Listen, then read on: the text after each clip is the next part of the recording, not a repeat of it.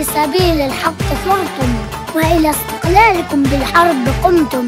يا من عزفتم نغمة الرشاش لحنا، وعقدتم العزم أن تحيا الجزائر.